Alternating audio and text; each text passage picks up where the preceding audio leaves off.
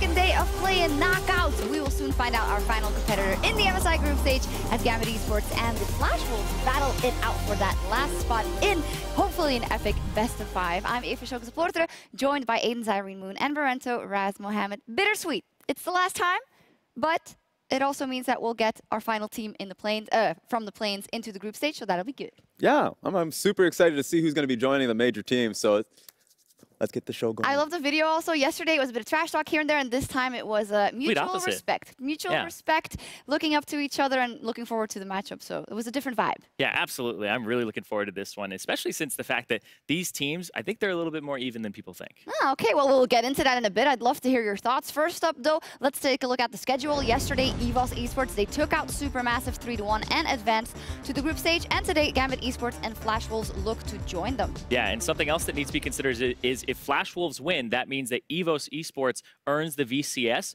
a spot in the group stage at Worlds. Yeah, they already did Vietnam very, very proud by making it to the group stage, but that would be a huge, huge extra for them. Well, today we have a matchup that, according to Zyrene, is a bit closer because yesterday it wasn't as close. Even though people thought Supermassive would clean sweep Evos, the Vietnamese team came out swinging. I wonder who thought that, really? I don't know. 3-0. Only we had it on video or something. It just came down to the fact that not a lot of people knew what the Vietnamese squad was going to be presenting. Evos came in hot. A lot of the players were fantastic to see. And then it was a few players underperforming on the Supermassive side. It was a great match to watch. Yeah, but once again, the Vietnamese team underestimated. It's happened now 3 times in a row. Yeah. People have underestimated them. So I feel like this is the last time that we actually do that. I don't think so. I mean, they just play their game, but they play it so well and so aggressive that Supermassive didn't have an answer. And we got to talk about some individuals.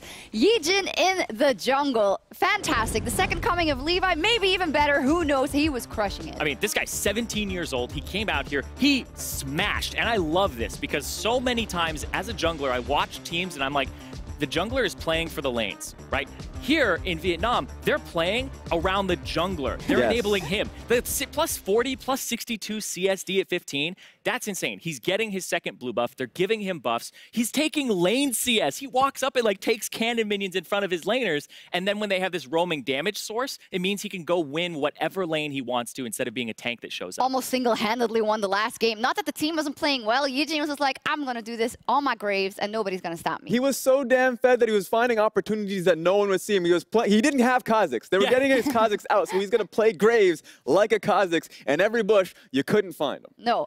Mid lane, also something that surprised us. Warzone versus GBM. They had some choice words for each other, and Warzone didn't have the best international record before this game, but this was a bit of a redemption for him. Yeah, the fact that he had come in, I believe, 0-7 internationally, and he just won 3 games, so improving that record to 3-8. Yeah, really good first record. He did do a fantastic job, though, because GBM is no slouch. He was just purely confident. Like, getting into it, he talked smack just before the matchup. Talking smack about his lane opponent as GBM, you're talking about him because he had an excellent run-in and play-ins thus far. And then he performs, and then, of course, comes back and just talks up Vietnam. So I love the fact that this player can come back into the international stage and then come back so confident and perform. And he's kind of been equated to, like, a double lift or even a Gilius, somebody who kind of trash talks a lot. So having him make it to the group stage, I'm really excited to see what he does for the Vietnam region in terms of upping those stakes for everyone. Taking nothing away from Warzone, but GBM did play with his chances a little bit too much, and I think as a whole, Supermassive underperformed. However, there was a ray of sunshine and Snowflower, their support. He at least got to show off his famous thresh just to be able to say, I'm helping. Let's take a look, brought to you by State Farm. They're waiting for level 2 on Ron OP so that he can go in. Headbutt pulverize. There it is. Yijin on the backside. He's going to move into the middle of the team. Guardian does Snowflower. What a predict. He says, you got your comfort pick. I got mine. Yeah, this TP from GBM that makes everybody pull off. I love just the way they play defensively and that hook. Oh, man. Snowflower finally gets the thresh. The eternal discussion between was it on purpose or was it luck? I'm going to say Snowflower knew exactly what he was doing. Yeah, I think so, because he was right up against the wall. Good thresh players know that when somebody's walking past one of those walls, whether it's mid lane or in the bottom lane, that's when you throw the hook, because they can't dodge the left or up. They have to dodge towards you, which makes them take more damage, or they dodge the right, which then means that you're eating the hook. And the best thing about it is that that wasn't the only play that he was performing in. The Lulu pick, he was fantastic on. Double kill on the top side of the map was what we remember very truly. The Tom Kench also. So Snowflower, that series was a boss. He was fantastic, and I love to see how Supermassive will evolve after this. Unfortunate that they are knocked out, but it is Evos that goes on to the play in to the MSI group stage. There's a lot of stages. Come on, let's be fair. But this is the knockout stage of the play-ins, and we'll see the Flash Wolves up versus Gambit. And let's talk a bit about the Flash Wolves. They are back at MSI, and when it comes to the LMS, they've dominated there for several years, and this year was no exception. Their spotless record in the regular season is 3-0 in the finals, but the team is looking different coming into this year and coming into MSI. Yeah, they did it without Karsa, they did it without MMD and Stake. Of course, two of those members going to China. So they brought in new members and new, I guess, new insight in how they want to play the game. Yeah, and I think it's actually hurt them a bit because they ran through 8 different players during the regular season, and losing Stake actually hurt their vision control a lot. So I feel like the Flash Wolves are a bit of a shell of their former selves. They're still dominating the region, though, because the region as a whole actually got weaker. Their top 4 teams, Flash Wolves was the only one that made the top. The other 3 dropped to the bottom half of the standings, so it kind of got all topsy-turvy, where there's only really 1.5 good teams in the LMS, and Flash Wolves are one of them, but I don't think they're as strong as they were before. Which, again, makes it so difficult to predict how they will play. Much like with Evos yesterday, you don't really know. And on the other side, the Flash Wolves have watched Gambit now for an entire playing group stage, so they know a bit more. So let's take a look at those competitors. At Gambit, they found themselves at MSI after also a dominating performance in the LCL in their region, and also here at the Plains. They've had a great run so far, again with a reconfigured roster. And it all started in the last week of the LCL regular season when they brought in Lodik, the rookie, coming in. They weren't too confident in blasting, and they had a phenomenal player because not only did he get comfortable during the playoffs, he brought that play into the play-in stage, and it felt like all 5 players were really confident about that bottom lane setup. And whenever there's a rookie coming in onto the international stage, I always have to ask the question, is it just beginner's luck? Because you can only get so far being like, hey, I'm the rookie, I have nothing to lose, and every match that we win is actually something where there's no pressure on you. You could lose it and nobody's going to criticize you, right? Now you're in this place where you're in this best of 5 on the international stage, and the stakes just get higher from here. So I want to see what Lodic's able to do, or if he's going to default to the veterans. And especially since Sword Art and Betty are the core that remain in that bottom lane and very experienced on the side of Flash Wolves, we'll see what Edward and Lodic can do. And when we talk about players that remain and the mixture of both veteran players and new blood on both teams, we talk about experience and possibly the discrepancy in experience between the two. Now, here we tallied up the years of professional play experience among all players on both sides, and we do see some interesting differences, especially in the top side of the map. It's funny because when Diamond Prox was on the desk, Jeff Dasher's 3rd day appearance, he talked about the 3 generation of players from him and Edward towards, of course, PvP Steos and Kira, and then the new blood in the bottom side of the map. It's the same when it comes to Flash Wolves as well.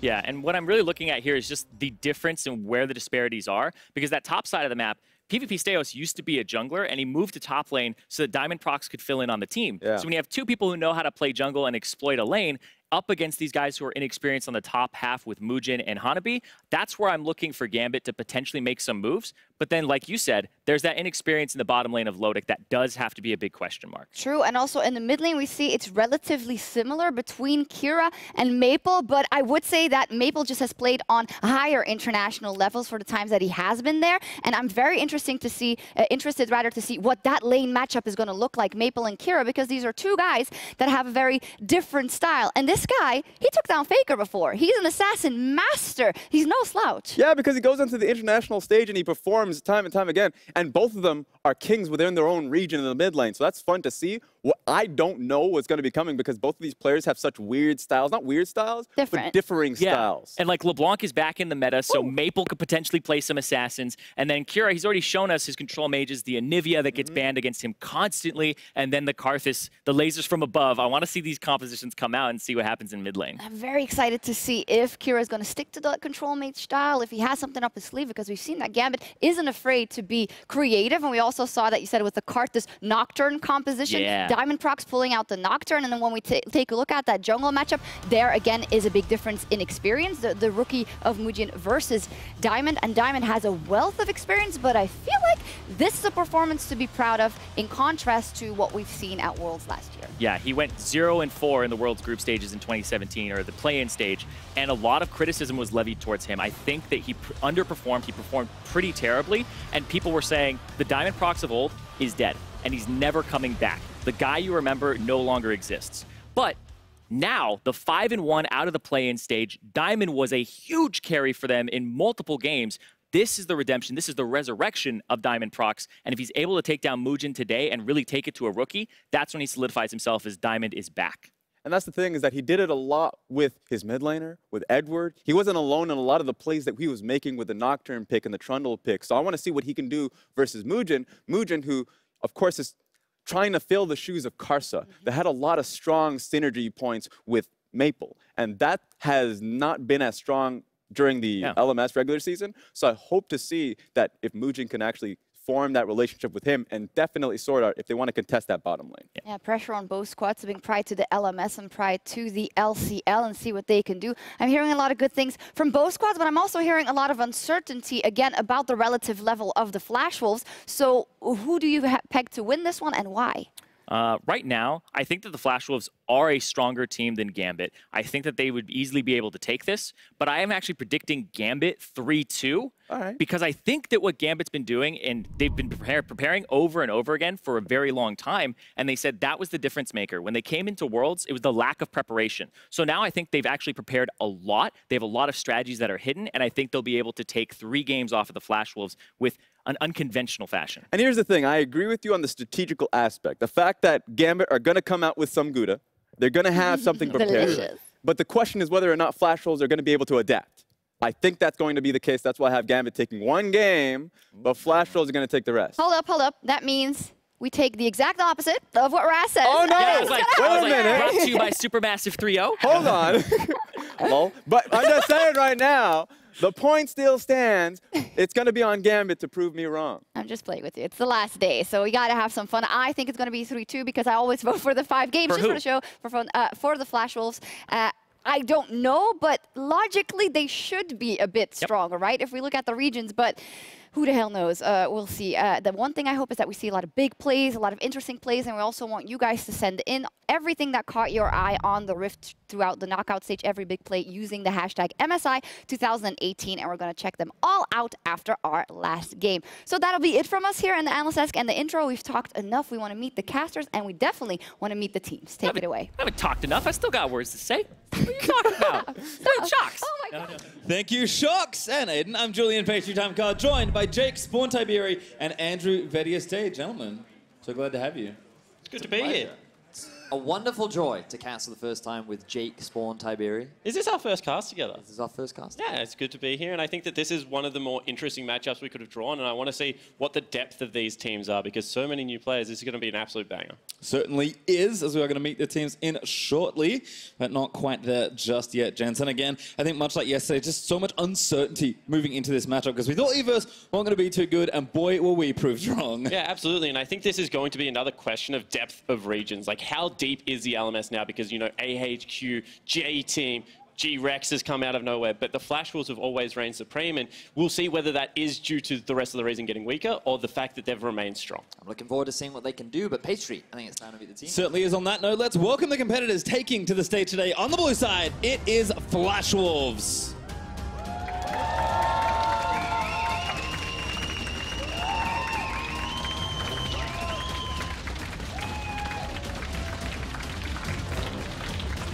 In the top lane, Hanabi. In the jungle, Mugen. In mid, Maple. AD carry, Betty. Support, Sword Art. Their coach, Warhorse. And their sub-jungler, Morning.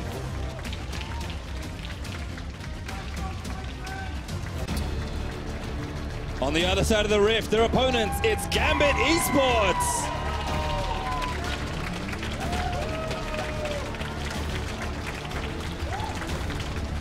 In the top, PvP Stayhorse. In the jungle, the legend, Diamond Prox. In mid lane, Kira. Their AD, Ludic. Support, Edward. Coach Atramains, and their sub-jungler, Segimitsu. Once again, let's hear it for our competitors today.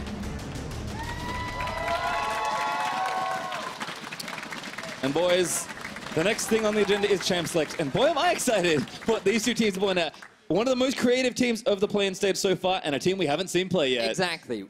2 patches ago is when we last saw the Flash Wolves play on 8.6. They definitely had a lot of priority on things like Azir. Ezreal Braum was a big bottom lane pick for them. But just like we saw from Evos, you never really know what they've prepared. They've now had a lot of time to watch Gambit play and adapt to some of these strategies. But you can say the same for Gambit. They played 5 different champions over 6 games. And that's what I was going to say. Maybe if you drew another team, not Gambit, then you would have actual preparation to go for. But how do you prepare for a Karthus Nocturne comp that was designed to attack bottom lane? Like, you know that Kira's going to play Anivia, sure, but he just seems to pick it regardless of what you want to take to Summoner's Rift. So I think these are areas that Flash Wolves can potentially look to attack in game 1 and 2. But the meta of this series will be incredibly interesting. One of the big things is I feel like you cannot afford to give away Kaisar to either one of these AD carries. Lodek, the young rookie, has really been stepping up on the playing stage, especially in the hands of those champions. But Betty, we know mechanically he is very strong, and I imagine that if you give it to him, he's going to have a good performance. And not to mention, it kind of suits that gameplay that the Flash Wolves like to bring out. They like to be a little bit more lane dominant, but they want Sword Art to be able to leave a little bit. And if Betty can just farm up to the 2-3 item mark, we've seen that when Flash Wolves get to that mid game, they explode, they rip open games, and they win very quickly. Well, we are going to get into the draft for game number